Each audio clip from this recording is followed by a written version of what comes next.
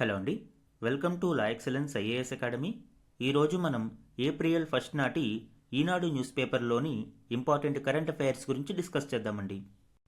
Before that మనము previous క్లాస్లో ఇచ్చిన క్వశ్చన్ గురించి చూద్దాము.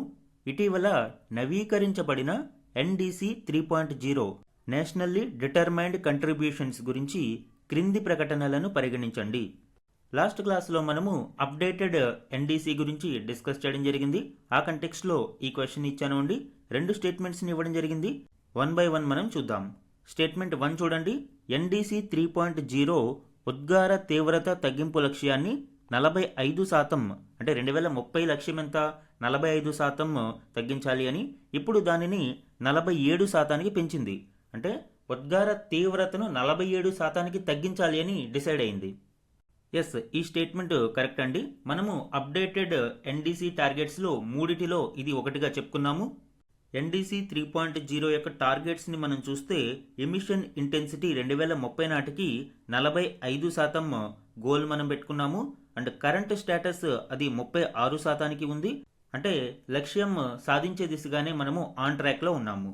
అండ్ 2035 అప్డేటెడ్ NDC 3.0లో దీనిని 47%కి పెంచాము. సో మనకి స్టేట్మెంట్ 1 అనేది ఇప్పుడు కరెక్ట్ అవుతుంది. అలానే నాన్ ఫాజిల్ ఫ్యూయల్ కెపాసిటీ మనం చూస్తే 2030 గోల్ 50% సాధించాలి అని. బట్ కరెంట్ స్టేటస్ ఆల్రెడీ మనం అచీవ్ అయ్యాం. 52.57%కి ప్రస్తుతం మనము ఫిబ్రవరి 2026 నాటికి ఇన్స్టాల్డ్ కెపాసిటీ చూడవచ్చు. సో మనము 2035 గోల్ని 60%కి పెంచడం జరిగింది. ఇక కార్బన్ సింక్ గురించి ఆల్రెడీ మనం చెప్పుకున్నాము. కార్బన్ సింక్ అంటే ఏంటి అని. వాతావరణంలోని కార్బన్ డైఆక్సైడ్ను సీక్వెస్ట్రేట్ చేయడం, ఎయిదర్ ఆర్టిఫిషియల్ ఆర్ న్యాచురల్ అంటే ఫారెస్ట్స్, ఓషన్స్, సాయిల్ని ఇంప్రూవ్ చేయడము. సో ఈ విధంగా కార్బన్ డైఆక్సైడ్ ఎక్సెస్ అవ్వకుండా కార్బన్ సింక్ని క్రియేట్ చేయడం. దీని కొరకు మనం టార్గెట్ ఎంత 2.5 నుంచి 3 గిగాటన్స్ కార్బన్ సింక్ని ఏర్పాటు చేయాలి అని 2030 టార్గెట్. అండ్ కరెంట్ స్టేటస్ చూస్తే 2.29 గిగాటన్స్ యాజ్ ఆఫ్ 2021. సో ఇది కూడా ఇంపార్టెంట్. ఆల్రెడీ మనము ఇది కూడా ఆన్ ట్రాక్లోనే ఉన్నాము. అండ్ 2035 గోల్ దీనిని 3.5 to 4 గిగాటన్స్కి పెంచాలి అనేది లక్ష్యంగా పెట్టుకున్నాం. ఎమిషన్ ఇంటెన్సిటీ గురించి కూడా నిన్న చెప్పుకున్నాము అండి. ఎమిషన్ ఇంటెన్సిటీ అంటే ఏంటి? ఒక యూనిట్ ఎకనామిక్ అవుట్పుట్ని క్రియేట్ చేసే సమయంలో విడుదల చేసే గ్రీన్ హౌస్ గ్యాస్ ఉద్గారాలని మనము ఎమిషన్ ఇంటెన్సిటీ ఆఫ్ GDP అని పిలుస్తాం. సో దీనిని ఇప్పుడు 47%కి తగ్గించాలి అని NDC 3.0 చెప్తుంది. కాబట్టి స్టేట్మెంట్ 1 కరెక్ట్. సెకండ్ 1 చూడండి.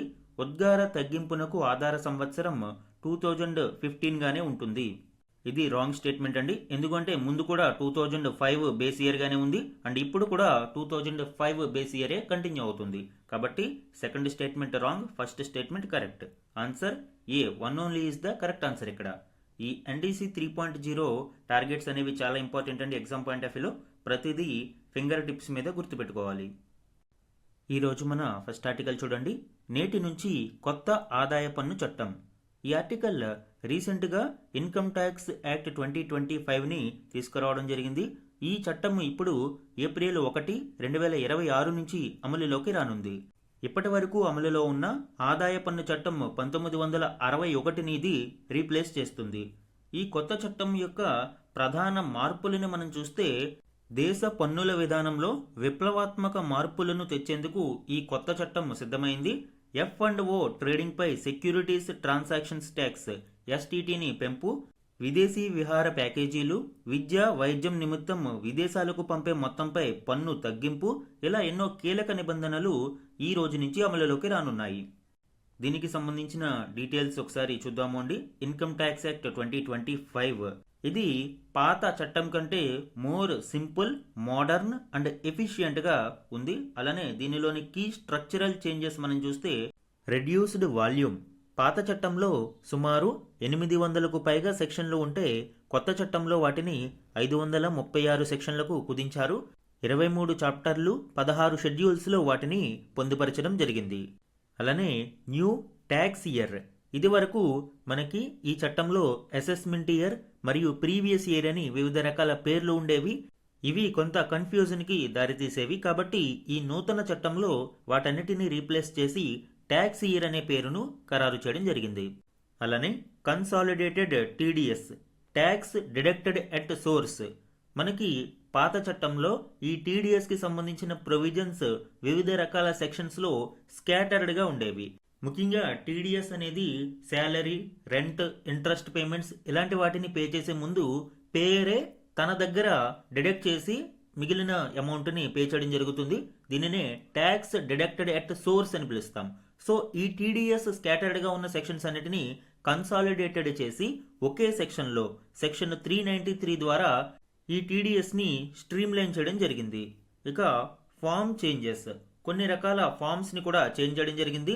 లైక్ ఎర్లియర్ చట్టంలో ఫామ్ 16, ఫామ్ 26AS ఇవన్నీ కొన్ని తెలియని ఫామ్స్ ఎక్కువగా ఉండేవి. ఇలాంటి వాటిన్నిటిని కూడా ఆల్రెడీ అందుబాటులో ఉన్న అందరికీ తెలిసిన ఫామ్స్ ఫామ్ 130, ఫామ్ 168 వంటి వాటికి చేంజ్ చేయడం జరిగింది.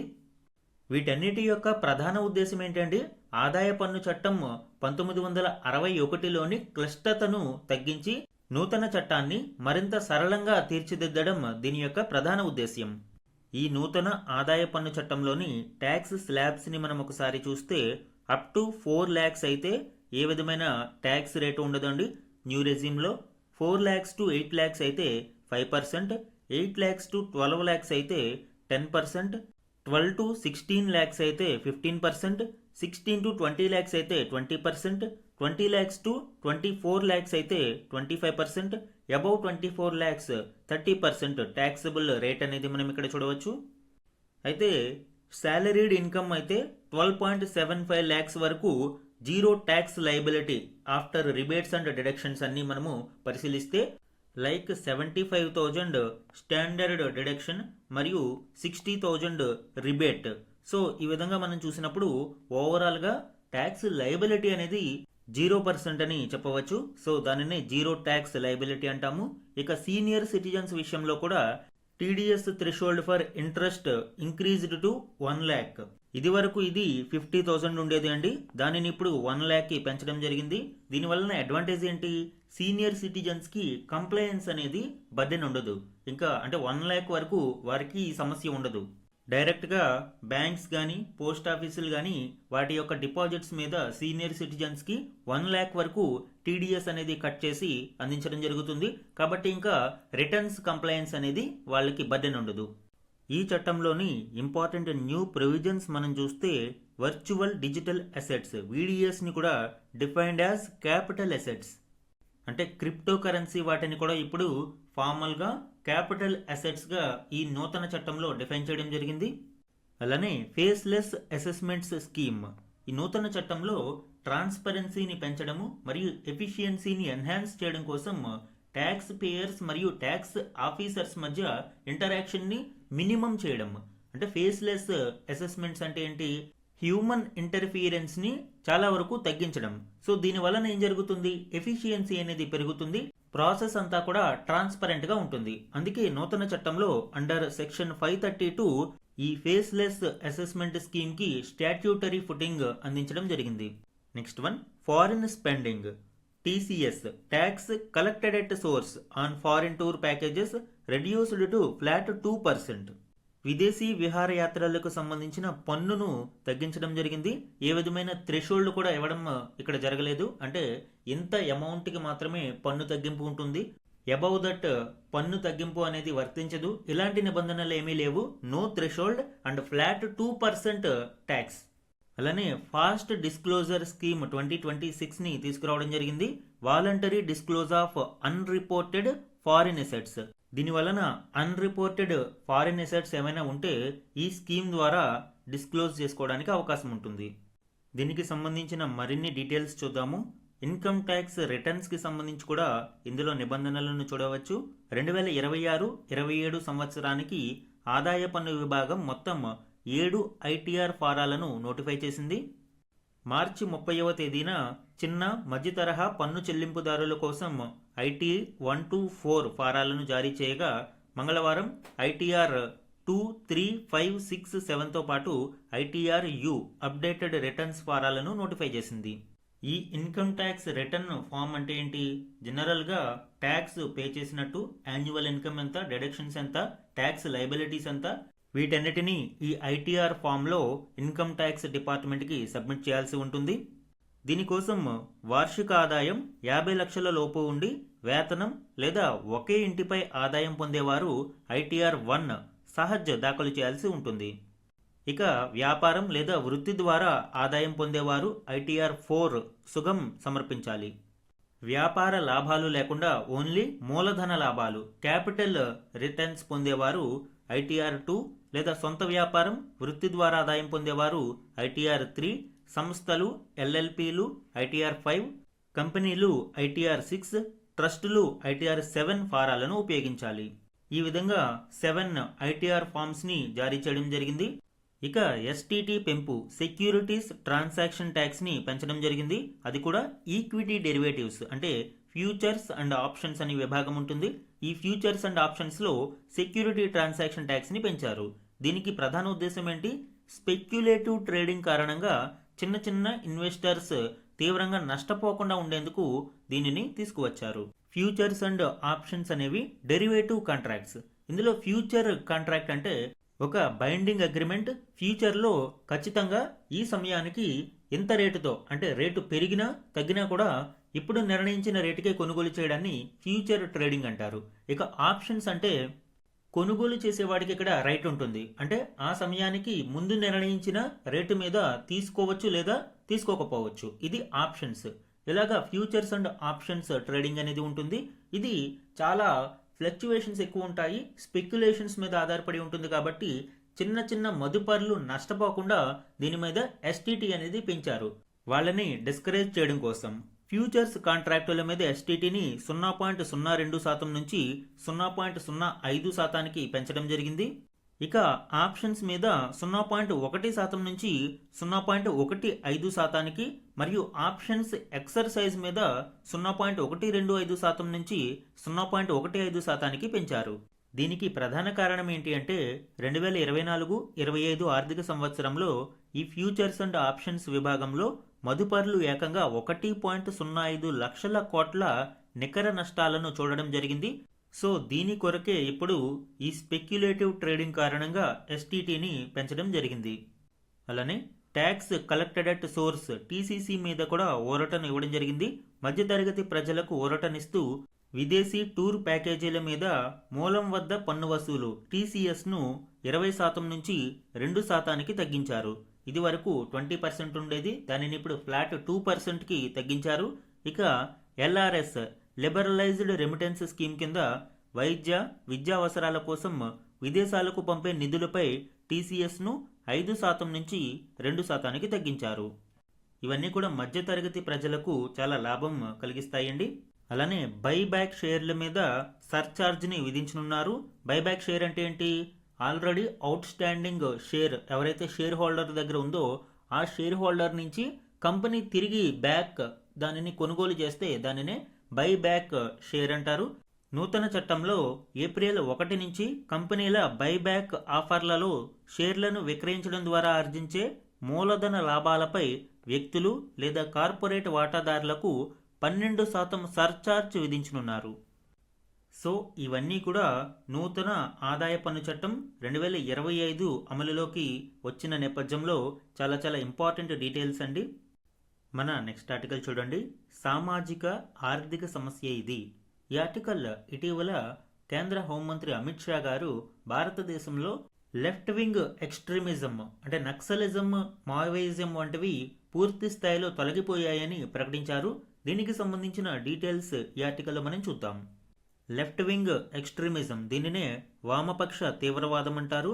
ఇది నక్సల్బరీ అనే ప్రాంతంలో, వెస్ట్ బెంగాల్లోని నక్సల్బరీ అనే ప్రాంతంలో 1967లో ప్రారంభమైంది. అందుకే ఈ ఉద్యమాన్ని నక్సల్ ఉద్యమం అని కూడా పిలుస్తారు. ఈ ఉద్యమాన్ని కాను సాన్యాల్ మరియు చారు మజుందార్ ఈ ఇద్దరు లీడ్ చేయడం జరిగింది. ఈ లెఫ్ట్ వింగ్ ఎక్స్ట్రీమిజం ఒకానొక దశలో పీక్ స్టేజ్లో 20 రాష్ట్రాలలోని సుమారు 223 జిల్లాల పరిధిలో ప్రాబల్యం చాటుకునే స్థితికి వెళ్ళింది. అయితే దీనిని ఇటీవలి కాలంలో చాలా వరకు అణగదొక్కడం జరిగింది. ప్రస్తుతం దీని ఉనికి ఛత్తీస్గఢ్ మరియు జార్ఖండ్లలోని 5 జిల్లాలలో కొన్ని పాకెట్స్కే పరిమితమైంది. దీని గురించి కేంద్ర హోంమంత్రి అమిత్ షా గారు మొన్న లోక్సభలో ఇది అతిపెద్ద విజయమని మరియు దాదాపుగా దేశంలో నక్సలిజాన్ని పూర్తిగా తొలగించామంటూ పేర్కొన్నారు. పంజాబ్లో ఉగ్రవాదాన్ని ఓడించిన తర్వాత, అంటే ఖలిస్తానీ ఉగ్రవాదాన్ని ఓడించిన తర్వాత దేశ అంతర్గత భద్రతకు సంబంధించి ఇది అతిపెద్ద విజయమని ఆయన పేర్కొన్నారు. అయితే ఈ నక్సల్ బరి ఉద్యమాన్ని, నక్సలిజాన్ని రూపుమాపినంత మాత్రాన సమస్య పరిష్కారం అవుతుందా అంటే ఇది కేవలం పోలీసింగ్ ఇష్యూయో, లా అండ్ ఆర్డర్ ఇష్యూయో కాదు. ఇది ఒక సోషియో ఎకనామిక్ క్రైసిస్. నక్సలిజానికి మూలాలు సామాజిక మరియు ఆర్థిక సమస్యల్లో ఉన్నాయని బందోపాధ్యాయ కమిటీ గతంలోనే స్పష్టీకరించడం ఇక్కడ చూడవచ్చు. 2006లో బందోపాధ్యాయ్ చైర్పర్సన్గా ఎస్ఆర్ శంకరన్, డాక్టర్ బిడి శర్మ, అజిత్ దోవాల్, ప్రకాష్ సింగ్ ఇలాంటి ప్రముఖులతో ఈ బందోపాధ్యాయ్ రిపోర్ట్ పొందుపరచడం జరిగింది. ఇందులో ముఖ్యంగా లెఫ్ట్ వింగ్ ఎక్స్ట్రీమిజం అనేది సోషియో ఎకనామిక్ క్రైసిస్ అని ఈ నివేదిక పేర్కొంది. ఈ నివేదిక ప్రకారం పేదరికం, అణచివేత, పరిపాలన లోపాలు, అటవీ విధానాలు, భూముల నుంచి బలవంతంగా లాక్కోవడం, చిరకాలంగా నివసిస్తున్న ప్రాంతాల నుంచి జనాన్ని వెళ్లగొట్టి నిర్వాసితులుగా మార్చడం, రాజ్య హింస వంటివి సమాజంలో అశాంతికి దారితీసి ఈ హింసాత్మక ఉద్యమాలుగా పురుడుపోశాయని ఈ నివేదిక వెల్లడించింది. ప్రభుత్వాలు ప్రజలందరికీ రాజకీయ, ఆర్థిక, సామాజిక న్యాయాన్ని చేకూర్చడానికి ప్రయత్నించినప్పుడే శాంతి భద్రతలు సుస్థిరమవుతాయని ఈ నివేదిక వెల్లడించడం చూడవచ్చు. గ్రామీణ భారతంలో అసంతృప్తిని నివారించడానికి ఈ బందోపాధ్యాయ కమిటీకి అంటే ముందే 1980sలో మన్మోహన్ సింగ్, విసి పాండే కమిటీలు ఏర్పాటయ్యాయి. అయినప్పటికీ పరిష్కారం మాత్రం లభించలేదు. ముఖ్యంగా అభివృద్ధి పేరిట డెవలప్మెంటల్ ప్రాజెక్ట్స్ కారణంగా ఏర్పడిన డిస్ప్లేస్మెంట్ గ్రామీణ భారతంలో అసంతృప్తికి అధికంగా కారణమవుతుంది. దీనికి సంబంధించిన డీటెయిల్స్, స్టాటిస్టిక్స్ మనం చూస్తే ద కాస్ట్ ఆఫ్ డెవలప్మెంట్, వివిధ రకాల అభివృద్ధి ప్రాజెక్టుల కారణంగా సుమారు 65 మిలియన్ పీపుల్ అంటే 6.5 కోట్ల మంది డిస్ప్లేస్ అవడం జరిగింది. స్వాతంత్ర్యం వచ్చిన నాటి నుంచి గణాంకాలను మనం పరిశీలిస్తే అలానే ఇందులో మెజారిటీ ఓన్లీ 25% మాత్రమే పునరావాసాన్ని కల్పించారు. ఈ డేటా అంతా కూడా ఇండిపెండెన్స్ నుంచి 2012 వరకు ఉన్న గణాంకాలు మాత్రమే. ఇక ఫారెస్ట్ ల్యాండ్ డైవర్షన్ కూడా మనం చూస్తే 2004 వరకు 1980 నుంచి 2004 మధ్యలో సుమారు 22.75 లక్షల ఎకరాల అటవీ భూములను ఇతర అవసరాలకు మళ్లించారు. అండ్ 2008 నుంచి 2023 మధ్యలో మరొక 7.5 లక్షల ఎకరాలలో అటవీ భూములను అటవీయేతర కార్యకలాపాలకు మళ్లించడం జరిగింది. ఇవన్నీ కూడా ఆదివాసీలు, దళితులు మరియు పేదలకు చాలా అసంతృప్తికి కారణమవుతున్నాయి. ఇలాంటి కార్యక్రమాల వలన పెరుగుతున్న అశాంతే సోషియో ఎకనామిక్ క్రైసిస్కి దారితీసి నక్సలిజం, మావోయిజం వంటి హింసాత్మక విధానాలకు నాంది పలుకుతూ ఉన్నాయి. మరి ఇలాంటి వాటిని అరికట్టడానికి మరియు శాంతి స్థాపనకు తీసుకోవాల్సిన చర్యలేంటి? అడ్రస్ గ్రీవెన్సెస్, ముఖ్యంగా ప్రజల యొక్క సమస్యలను పట్టించుకోవాలి, వారి యొక్క సమస్యలను పరిష్కరించాలి. దానితో పాటు ఎన్ష్యూర్ ల్యాండ్ రైట్స్, ముఖ్యంగా అటవీ ప్రాంతంలో అటవీ భూములకు సంబంధించి ల్యాండ్ రైట్స్ను అర్హులకు త్వరితగతిన కేటాయించాల్సి ఉంటుంది. అలానే ఫోస్టర్ జాబ్స్ అండ్ స్కిల్స్, గ్రామీణ ప్రాంతంలోని నిరుద్యోగులకు ఉపాధి కల్పన మరియు స్కిల్ డెవలప్మెంట్ని పెంపొందించాల్సిన అవసరం ఉంది. పర్స్యూ సోషల్ జస్టిస్, కొన్ని సందర్భాలలో సామాజిక న్యాయం కరువడి ఇలాంటి హింసాత్మక ఉద్యమాల వైపు యువత అట్రాక్ట్ అవుతున్నారు. సో ఇలాంటి సోషల్ జస్టిస్ని ప్రమోట్ చేయాల్సిన అవసరం ఉంది. ఇటువంటి విధానాల ద్వారా మనము సస్టైనబుల్ పీస్ని సాధించడానికి అవకాశం ఉంటుంది. సో ఈ ఆర్టికల్లో దీని గురించి వివరించారు. కేవలం నక్సలిజాన్ని పూర్తిగా అంతమొందించినంత మాత్రాన శాంతి స్థాపనకు నాంది పలికినట్టు కాదు అని, సామాజిక ఆర్థిక సమస్యలను పరిష్కరించినప్పుడే సస్టైనబుల్ పీస్ అనేది సాధ్యమవుతుంది అని ఇందులో వివరించారు. యూపీఎస్సీలో ఇంటర్నల్ సెక్యూరిటీ అనే టాపిక్లో ఈ ఆర్టికల్ చాలా ఇంపార్టెంట్ అండి. చాలా ఇంపార్టెంట్ డీటెయిల్స్ మరియు ఇన్ఫర్మేషన్ ఇందులో ఉంది మనకి. నెక్స్ట్ వన్ చూడండి, బయోతారుతో రోడ్లు, పంట వ్యర్థాలకు పరిష్కారం. బయో బిట్యూమినస్ తారును ఇటీవల శాస్త్రవేత్తలు అభివృద్ధి చేశారు. పంట వ్యర్థాలను ఉపయోగించి ఈ బయో బిట్యూమినస్ను తయారు చేయడం ద్వారా ఇటు పంట వ్యర్థాల సమస్య కూడా పరిష్కారం అవుతుంది. సో ఈ నేపథ్యంలోనే ఇది ప్రాధాన్యతను సంతరించుకుంది అండి. దీనికి సంబంధించిన డీటెయిల్స్ ఇప్పుడు చూద్దాం. అగ్రికల్చర్ వేస్ట్తో రోడ్లు వేసేందుకు మన శాస్త్రవేత్తలు బయో బిట్యూమినన్ను తయారు చేయడం జరిగింది. దీనిని దేశీయంగా అభివృద్ధి చేశారు. కాలుష్యానికి దారితీసే పంట వ్యర్థాల దహనాలను తగ్గించడంతో పాటు రైతులకు ఆర్థిక మద్దతుగా నిలిచి గ్రామాలలో జీవనోపాధి అవకాశాలను ఇది సృష్టిస్తుంది అని భావిస్తున్నారు. పంట కోతల తర్వాత రైతులు తమ పొలాలను త్వరగా చదును చేసుకోవడంలో ఎదుర్కొంటున్న దీర్ఘకాలిక సవాలుకు ఇది పరిష్కారంగా చెప్పవచ్చు. దీనిని శాస్త్ర పారిశ్రామిక పరిశోధనా మండలి సిఎస్ఐఆర్ మరియు కేంద్ర రహదారి పరిశోధన సంస్థ సిఆర్ఆర్ఐ సంయుక్తంగా అభివృద్ధి చేయడం జరిగింది. ప్రధాన లక్ష్యం ఏంటి? పర్యావరణానికి హానికరమైన కర్బన ఉద్గారాలను తగ్గించి మౌలిక సదుపాయాల ఖర్చును తగ్గించడం దీని యొక్క లక్ష్యం.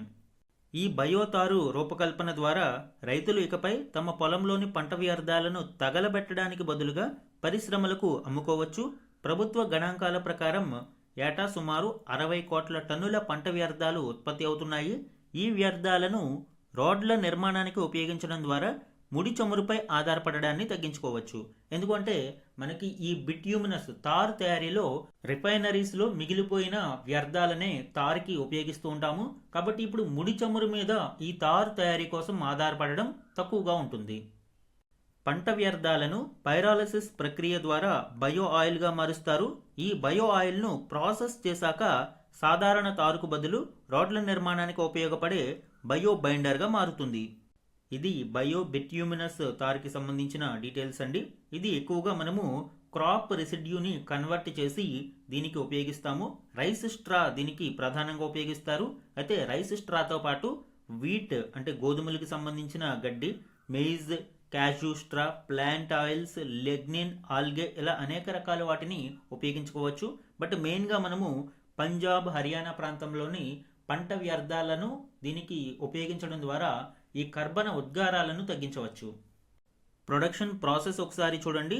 పైరాలసిస్ ప్రక్రియలో దీనిని ఉపయోగిస్తారు. అంటే అధిక వేడిమి మరియు పీడనంలో పైరాలసిస్ ప్రక్రియ ద్వారా ఈ ప్రాసెస్ ఉంటుంది. కలెక్షన్ అండ్ పెల్లటైజేషన్ అంటే మొదటి దశలో ఈ బయోమాస్ పంట వ్యర్థాలు ఏవైతే ఉన్నాయో వాటిని కలెక్ట్ చేసి పెల్లెట్స్గా మారుస్తారు. చిన్న చిన్న ముక్కలుగా స్క్వేర్ షేప్లో అంటే వివిధ రకాల షేప్స్లో పెల్లెట్స్గా మారుస్తారు. దెన్ పైరాలసిస్ థర్మల్ డికంపోజిషన్ ప్రక్రియ, హై టెంపరేచర్స్, లో ఆక్సిజన్. ఈ ప్రాసెస్లో బయో ఆయిల్, బయోచార్ మరియు బయోగ్యాస్ అనేవి ఉత్పత్తి అవుతాయి. And polymer modification, next enhance viscosity and adhesive strengthening దీనికోసం మనము ఉపయోగిస్తాము పాలిమర్ మాడిఫికేషన్లో. తద్వారా ఇది బయో బైండర్గా మారుతుంది. ఈ బయో బైండర్ను కన్వెన్షనల్ బిట్యూమిన్లో మనము సుమారు 20-30% కలిపి బయో బిట్యూమిన్ బ్లెండ్ని తయారు చేస్తారు. సో ఇది ప్రొడక్షన్ ప్రాసెస్కి సంబంధించిన డీటెయిల్స్. అండ్ దీని వలన కీ ఫీచర్స్ అండ్ అప్లికేషన్ మనం చూస్తే రీప్లేస్మెంట్ సుమారు 20-30% కన్వెన్షనల్ తార్ని రీప్లేస్ చేయవచ్చు. అలానే no compromise on road durability and performance. ఈ బయోబిట్యూమిన్ ఉపయోగించడం వలన ఏ విధమైన సమస్య ఉండదు. అండ్ రోడ్ యొక్క నాణ్యత విషయంలో కూడా రాజీ పడాల్సిన అవసరం ఉండదు.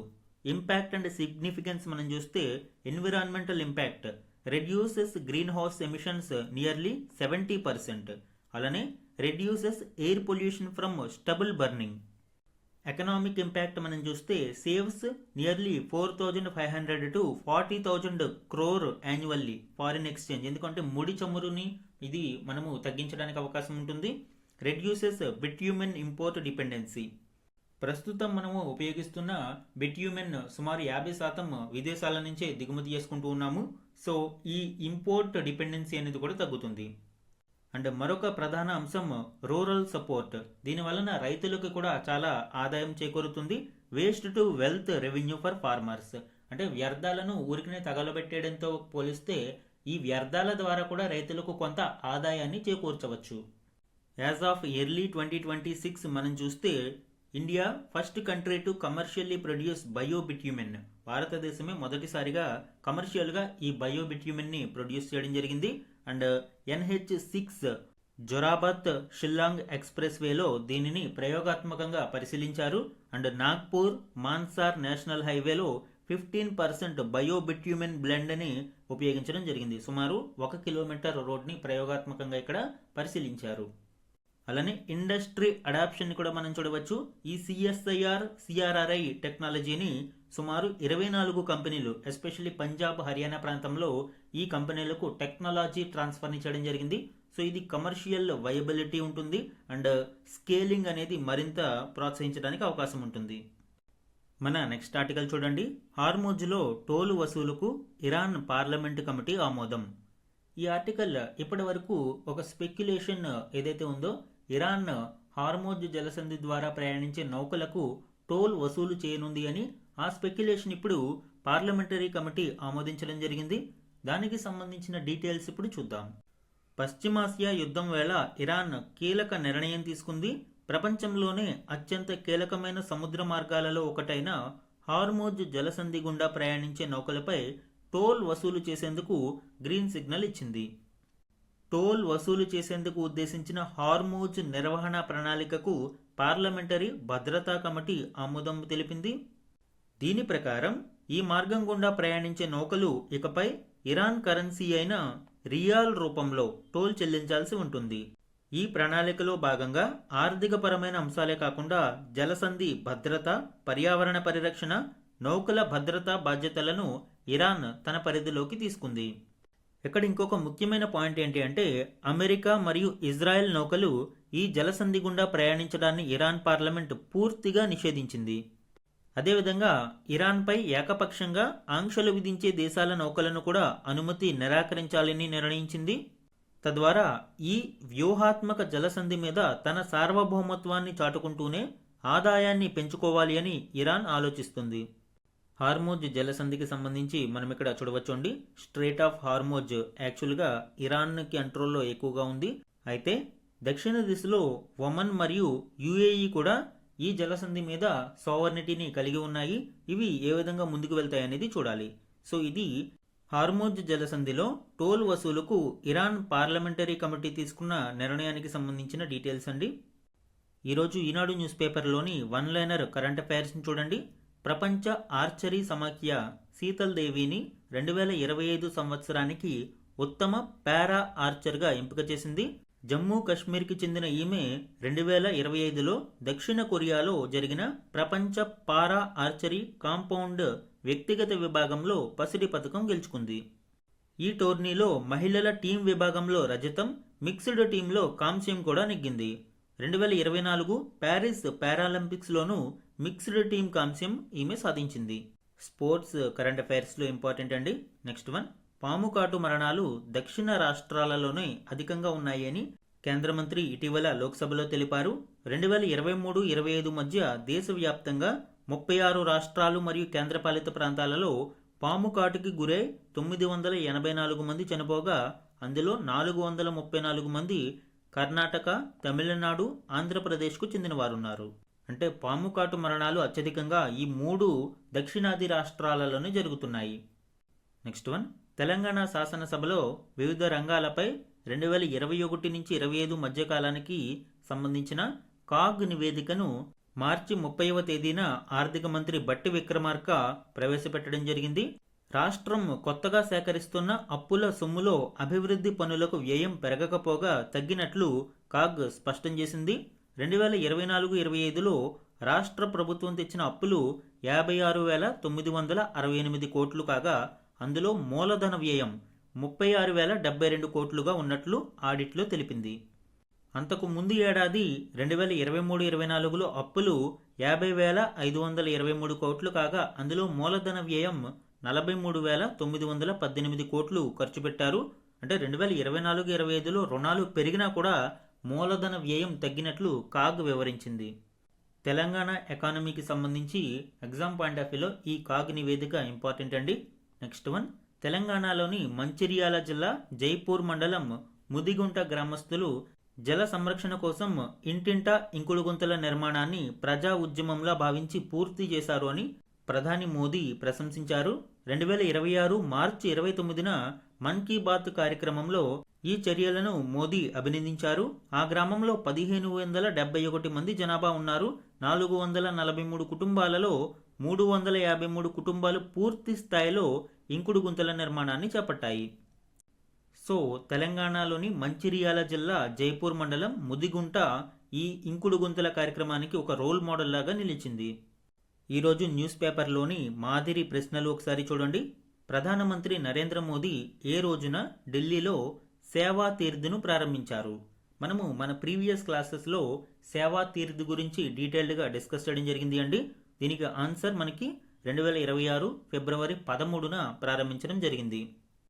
ఈ సేవా తీర్థ్ కొత్తగా నిర్మించారు. ఈ సముదాయంలో ప్రధానమంత్రి కార్యాలయం పిఎంఓ, జాతీయ భద్రతా మండలి సచివాలయం, కేబినెట్ సచివాలయం ఉన్నాయి. నాగరిక్ దేవో భవ అనే నినాదాన్ని ఈ సముదాయం ప్రతిబింబిస్తుంది. అంటే అర్థం ఏంటి? పౌరులు దేవునితో సమానం కాబట్టి వారి సేవే ఈ సేవా తీర్థికి నాంది అని దాని అర్థం. కాబట్టి ఈ సేవా తీర్థ్ కాంప్లెక్స్ పౌరులకు ప్రథమ ప్రాధాన్యతను ఇచ్చే పాలనపై ప్రభుత్వ దృష్టిని స్పష్టం చేస్తుంది. నెక్స్ట్ వన్, 2025-26 ఆర్థిక సంవత్సరం రెండో త్రైమాసికానికి సంబంధించిన తన ప్రతిష్టాత్మక ప్రచురణ ట్రేడ్ వాచ్ క్వార్టర్లీ 6వ సంచికను ఇటీవల ఏ సంస్థ విడుదల చేసింది? ఆన్సర్ నీతి ఆయోగ్. ఈ నివేదిక ప్రకారం ఈ కాలంలో భారతదేశం యొక్క ఎగుమతులు, సేవలు, వస్తువులు కలిపి సుమారు 8.5% మేర వృద్ధి చెందాయి. నెక్స్ట్ వన్, ప్రపంచ పప్పు ధాన్యాల దినోత్సవాన్ని ఏటా ఏ రోజున నిర్వహిస్తారు? ఆన్సర్ ఫిబ్రవరి 10. 2018లో ఐక్యరాజ్య సమితి జనరల్ అసెంబ్లీ ఈ దినోత్సవాన్ని ప్రకటించింది. 2019 నుంచి ఏటా నిర్వహిస్తున్నారు. అలానే 2016ను ఐక్యరాజ్య సమితి అంతర్జాతీయ పప్పుధాన్యాల సంవత్సరంగా ప్రకటించింది. సో ఫిబ్రవరి 10 అనేది ప్రపంచ పప్పుధాన్యాల దినోత్సవంగా నిర్వహిస్తూ ఉన్నారు. ఇవి ఈనాడు న్యూస్ పేపర్లోని మాదిరి ప్రశ్నలు. ఈరోజు మన క్వశ్చన్ చూడండి. ఆదాయ పన్ను చట్టం 2025 యొక్క లక్ష్యాలు క్రింది వాటిలో ఏది ఆర్ ఏవి? ఈరోజు న్యూ ఇన్కమ్ ట్యాక్స్ యాక్ట్ 2025 గురించి డీటెయిల్డ్గా మనము డిస్కస్ చేయడం జరిగింది. ఆ కంటెక్స్ట్లో ఈ క్వశ్చన్ ఇచ్చానండి. 3 స్టేట్మెంట్స్ని ఇచ్చాను. కరెక్ట్ స్టేట్మెంట్స్ని ఐడెంటిఫై చేసి ఆన్సర్ని కమెంట్ సెక్షన్లో కమెంట్ చేయండి. ఇది ఈరోజు Eenadu news పేపర్లోని important current affairs మీద daily analysis. Thank you for watching.